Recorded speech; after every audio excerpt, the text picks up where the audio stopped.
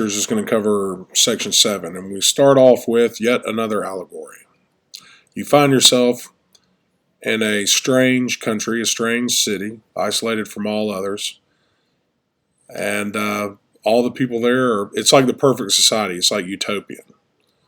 And you're eating dinner, and you ask them what it is, and what are you eating? And you're eating dinner with this family called the A's, and you ask them what they're eating. They say, "Oh well, that's bee meat, of course. That's what we eat. We eat bee meat, and not little insects, but the bees. The bees live across the street." And then we're like, "What? Like, what do they eat?" "Well, the bees eat the C's. What do the C's eat? The D's eat they eat the D's, and the D's eat the E's, and on and on. And the Z's eat us. The Z's eat the A." You're like, "That's crazy, man. What are you talking about?" "What do you mean? We're a perfect society because of this." "Like, why don't you rise up and wipe out all the Z's out since they eat you?" "Well, why would we do that? We can't do that. That would break the law." "What law?" All right, so basically what this metaphor is something that you're taught in grade school. It's the cycle of life. Everything consumes something else. All the way down to us being consumed by the soil and bacteria and mushrooms and stuff, and when animals and stuff are eaten by that, all the way up to herbivores getting eaten by predators, herbivores eating plants, taking in sunlight, the whole thing. That's what we're talking about here. It's not some crazy cannibalism thing.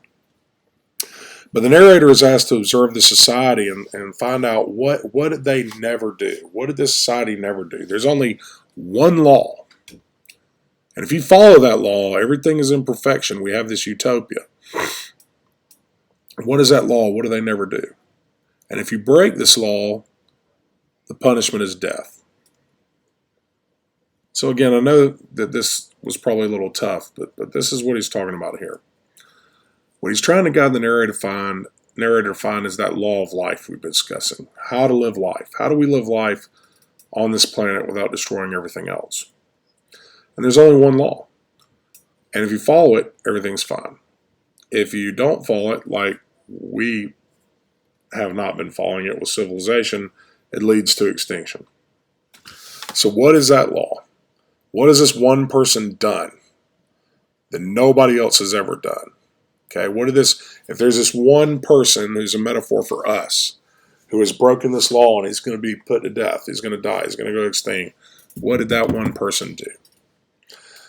So that's what we're looking at here. We're looking at a law for an orderly community, a law where everything consumes and lives in harmony with one another. And, one of the examples that they give you here is that in nature doesn't go to war with each other. If you remember those nature films you watched where there's like a herd of gazelle and like a lion takes one down and rips it apart and eats it, those other gazelles, they don't run 100 miles away to a new place. They stay right there. They run far enough to get away from the lion, and then once the lion's eaten, they're like, they go back to eating their grass, right? Because it's all a part of the process. They don't rise up and murder all the lions, And everything in nature functions that way as part of a balance, or give or take, because they function on a peacekeeping law that we have broken. And for 3 million years, we followed that.